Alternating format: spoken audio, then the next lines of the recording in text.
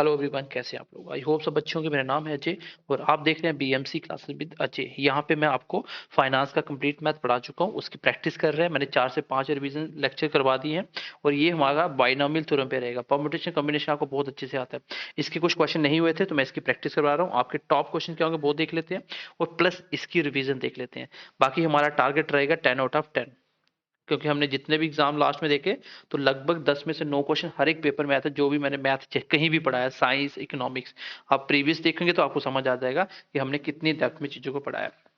चलिए पहले रिवाइज कर लेते हैं जल्दी से। बाइनोमियल थ्योरम होती क्या है? ए प्लस बी की पावर एन हो, इसको एक्सप्लेन कैसे करते हैं, बस यही सीखना, सब कुछ हो जाएगा। अब देखिए सबसे पहले टर्म जो होती है वो क्या होती है? N C. एन क्या होता है? पावर। जो भी पावर होगी यहाँ पे 1 2 3 4 10 20 कुछ भी हो सकती है और जीरो से स्टार्ट करना। पहली टर्म तो ये कॉम्बिनेशन जीरो, यहाँ कॉम्बिनेशन निकालना है। और ए की पावर क्या आ जाएगी? ए की पावर एन ही आ जाएगी। एन में जीरो निकालना, ये चीज निकालनी होती है लेकिन कोई फर्क नहीं पड़ता। और बी की पावर यही लिखनी होती है, बीच में मल्टीप्लाई। अगर दूसरी टर्म निकालनी है, ये कुल मिला के देखोगे ना, ये सीधा ए की पावर एन ही आएगी, सीधा पहले वाला टर्म हमेशा यही आएगी। दूसरी टर्म क्या आएगी सर? N C. दूसरी टर्म निकालनी है लेकिन यहाँ वन लिखना है। याद रखना जो टर्म निकालनी है एक पीछे रखना आपको कॉम्बिनेशन। ये तो निकालेगा कि साथ में नंबर क्या निकलता है। जैसे ए प्लस बी का होल क्यूब खोलोगे ना तो क्या होगा? A cube plus 3 a² b plus 3 ab² plus B cube. तो ये लास्ट जो 3 है ना, ये कॉम्बिनेशन से निकलता है यहाँ से। आप यही कॉन्सेप्ट यहाँ पे लगाओगे ना, आपका यही निकल के आएगा। दूसरी टर्म निकालनी हो, जैसे दूसरी टर्म निकालनी, मैंने क्या बोला?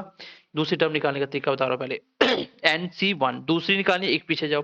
और ए की पावर क्या होती है? एन में से यही निकालना होता है एक, और बी की पावर जो होता है यही एक लिखना होता है। बस ये दूसरी टर्म होगी।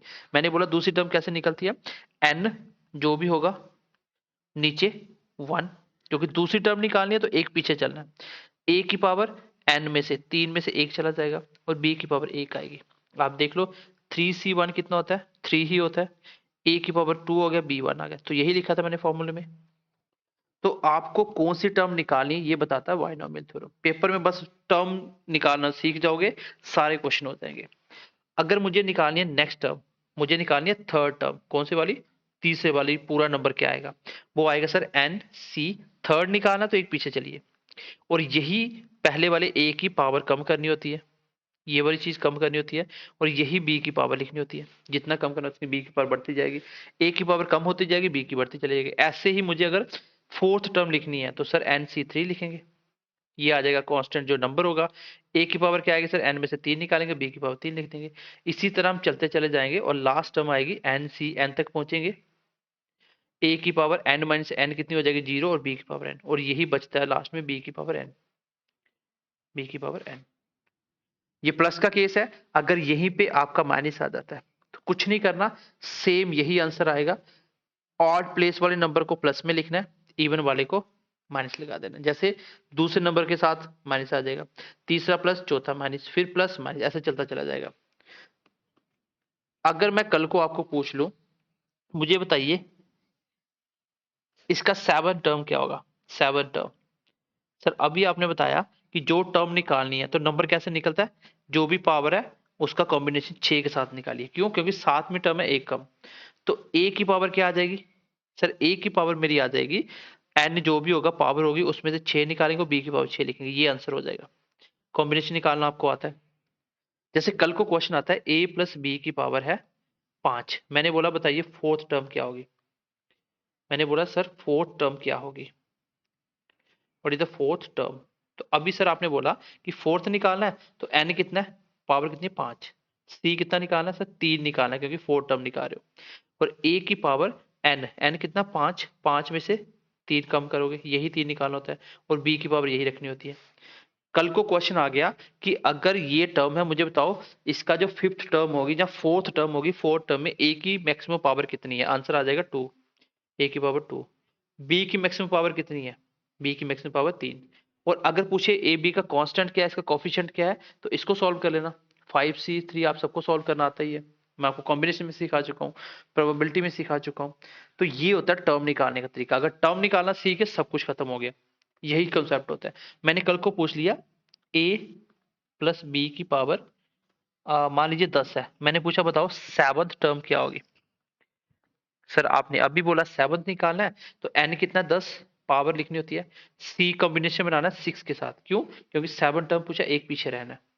और सर यही होता है a की जो पावर होती है मैक्सिमम टोटल, उसमें से यही 6 कम करना होता है, और b की यही पावर लिखनी होती है। मतलब a की पावर मैं सीधा निकाल सकता हूँ, a की मैक्सिमम पावर से 4 आएगी, b की मैक्सिमम पावर 6 आएगी इन केस ऑफ 7 टर्म, इस कंडीशन के अकॉर्डिंग। और जो कांस्टेंट आएगा वो यहां से निकलेगा कोफिशिएंट। इसको सॉल्व करके अगर पूछा तो सीधा लिख देना सॉल्व करके, अगर यही लिखा है तो ऑप्शन में ये आंसर हो जाएगा। और यहीं पे अगर माइनस होता तो माइनस में मैंने बताया कि सर अगर आपको 7th मतलब ऑड नंबर निकालना है तो ऑड आंसर आएगा पॉजिटिव। अगर ये 8th निकालना होता तो 8 आंसर जो भी आता वो नेगेटिव आता, क्योंकि इवन वाला नेगेटिव होता है। ये था कॉम्बिनेशन। अब नंबर ऑफ टर्म्स क्या आता मैंने आपको, जैसे मान लो a प्लस बी की पावर है मान लो 15, तो नंबर ऑफ टर्म्स कितनी होंगी? नंबर ऑफ टर्म्स अगर इसको एक्सपेंड करेंगे तो नंबर ऑफ टर्म्स कितनी बनेगी? तो मैंने आपको बताया था पावर प्लस 1, 15 प्लस 1 आंसर होता है 16। जैसे आपने a प्लस बी का होल स्क्वायर पढ़ा था, क्या होता है? a का स्क्वायर प्लस b का स्क्वायर प्लस 2ab। कितने टर्म निकले? 3। पावर कितनी थी? 2, एक ऐड हुआ। क्यूब खोलोगे तो 4 टर्म निकलेंगी। तो इसी तरह किसी भी नंबर की अगर आपको नंबर ऑफ टर्म्स निकालनी हो तो एक प्लस करना, वही आंसर होता है। क्लियर होगी बात? ओके। अब इसमें एक सबसे अच्छा और इंपॉर्टेंट कॉन्सेप्ट होता है, वो जब पेपर में आता है ना तो मैक्सिमम बच्चे उसको छोड़ के आते हैं, वो मैं बताता हूँ। अगर मान लो a प्लस बी प्लस वाले टर्म में आपकी पावर है कुछ भी n, इसको प्लस करना है माइनस वाले टर्म के साथ, तो बताओ इसका आंसर क्या होगा? सर अगर n हुआ ऑड, क्या हुआ? ऑड, तो कोई इश्यू ही नहीं है। आंसर मेरा क्या होगा? नंबर ऑफ टर्म्स क्या निकलेंगी?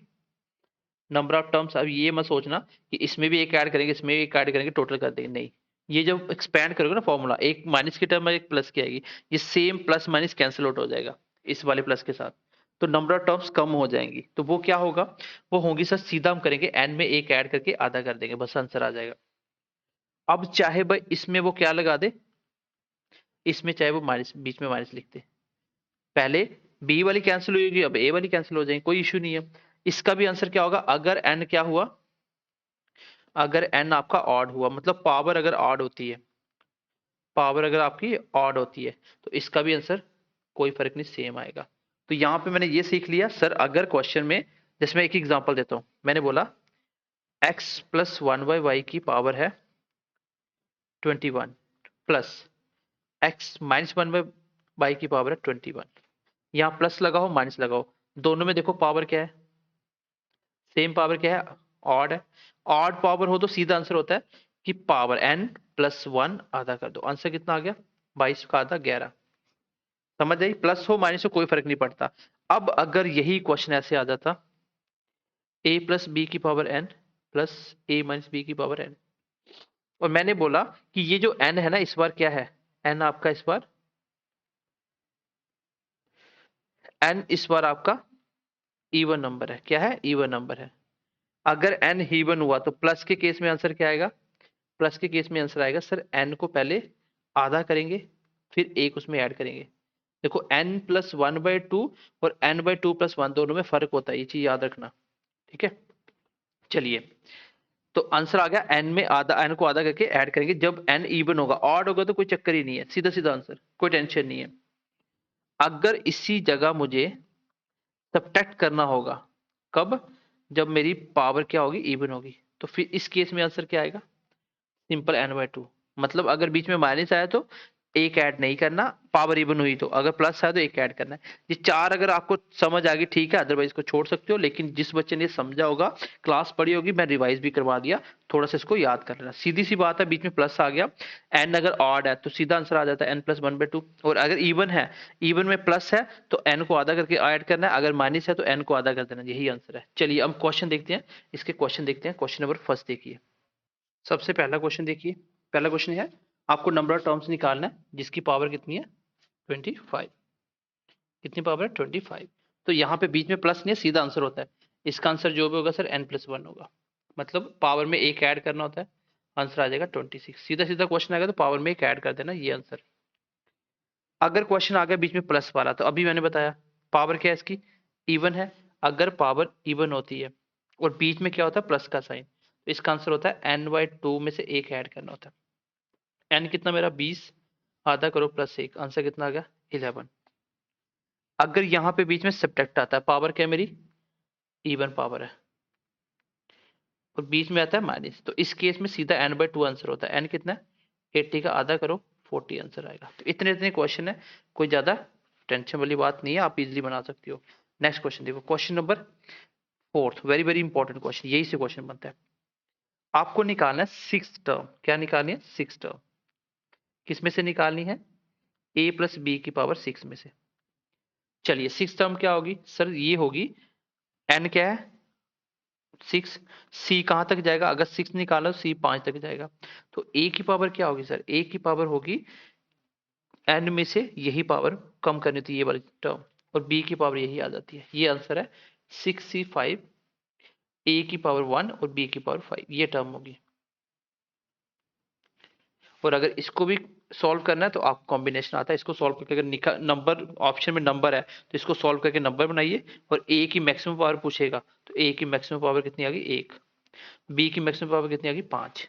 तो ये बेसिक क्वेश्चन था। अब क्वेश्चन नंबर देखिए 5, क्वेश्चन नंबर देखिए 5, ये क्वेश्चन 4 है। अब क्वेश्चन इसको ध्यान से देखना, यहाँ पे बच्चे गलती करते हैं इसलिए ये क्वेश्चन को डाला हुआ मैंने।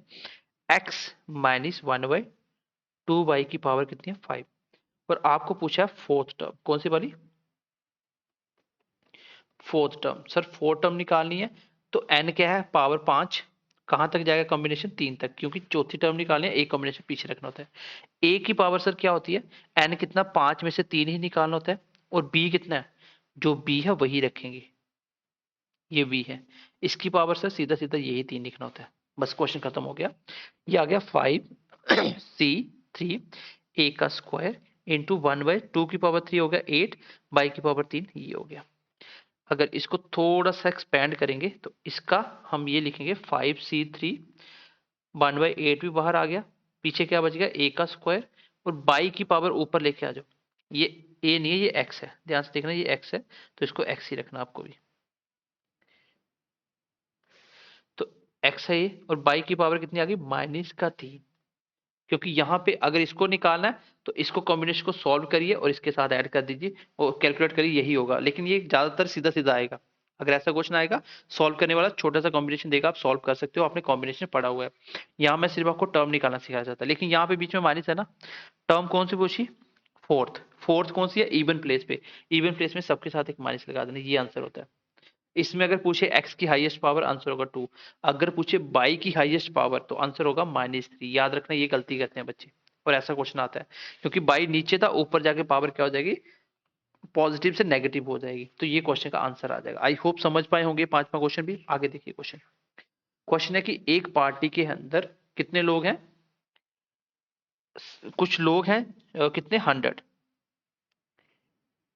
और है कि a party has 100 peoples, each person shakes hand with everyone else, हर एक बंदा एक दूसरे से हाथ मिलाता है, टोटल नंबर ऑफ हैंडशेक कितने हुए होंगे, ये ऑप्शन है।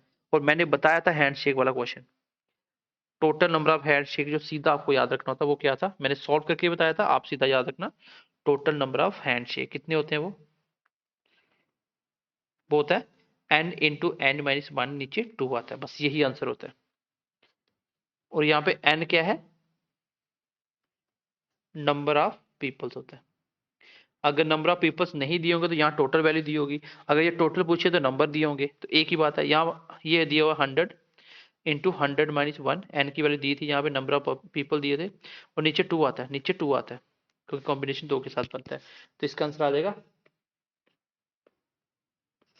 इसका आंसर आ जाएगा 100 मल्टीप्लाई 99 नीचे 2, 2 से कट गया 50 के साथ, आंसर कितना आ गया 0, 45 का 4, 45 का 4 49, आंसर आ जाएगा 4950। ये खाली प्रैक्टिस है और मैंने सब कुछ पढ़ाया है, खाली रिवीजन है, पढ़ के आइए और इसको जल्दी जल्दी बना सकते हो। ये देखिए परमुटेशन क्वेश्चन भी मैंने डाल दिया, आपको बताना है कि ये वर्ड जो है मैडम, इसको कितने प्रकार से लिखा जा सकता है, तो मैंने ये बताया था क्वेश्चन। देखो क्वेश्चन नंबर 7, ये है 6, मैडम वर्ड कितने प्रकार से लिखा जा सकता है, कोई भी वर्ड लिखना हो परमुटेशन के अंदर तो कैसे लिखते हैं, कैसे लिखते हैं, कितने वर्ड है 1 2 3 4 5, तो 5 फैक्टोरियल होगा। इतने प्रकार से लिखा जा सकता है। लेकिन जो वर्ड रिपीट हो रहा है उसको नीचे लिखते हैं। नीचे क्या लिखेंगे? ए 2 बार रिपीट हो रहा है तो 2 फैक्टोरियल, एम 2 बार रिपीट हो रहा है तो 2 फैक्टोरियल। इसको सॉल्व करो, आपका आंसर आ जाएगा 5 मल्टीप्लाई 4 मल्टीप्लाई 3 मल्टीप्लाई 2 फैक्टोरियल। और नीचे भी 2 फैक्टोरियल 2 फैक्टोरियल। एक 2 2 कट जाएगा। 2 फैक्टोरियल को सॉल्व करेंगे तो 2 ही बनेगा, ये 2 के साथ कट जाएगा। आंसर कितना आ गया? 30। तो 30 टाइम्स लिख सकते हैं। सेम क्वेश्चन है, ये आप खुद भी कर लेना। क्वेश्चन नंबर 8 है।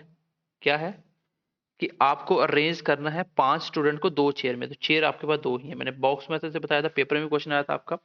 तो इसमें 2 चेयर है, पहले में कितने बंदे बैठा सकते हो? 5। दूसरे में 4, क्योंकि एक पहले बैठ गया होगा, अब 4 ही बच्चे, तो आंसर आ जाएगा 20। तो 20 तरीके से इन 5 बच्चों को बैठा सकता हूँ, ये आंसर है। चलिए, आई होप कि ये समझ पाए होंगे। बाकी जो मैंने आपको बाइनोमियल थ्योरम थी, बाइनोमियल थ्योरम मैंने आपको अच्छे से रिवाइज करवा दी, उसके क्वेश्चन करवा दिए। और आई होप कि अब इस चैप्टर में आपको डाउट्स नहीं बचा होगा। अगर वीडियो अच्छा लगे तो सब्सक्राइब करिए, अपने दोस्तों के साथ शेयर कीजिए और अच्छा सा कमेंट करके बताइए क्लास कैसी लगी। Bye bye, take care and God bless you and all the best for your exam.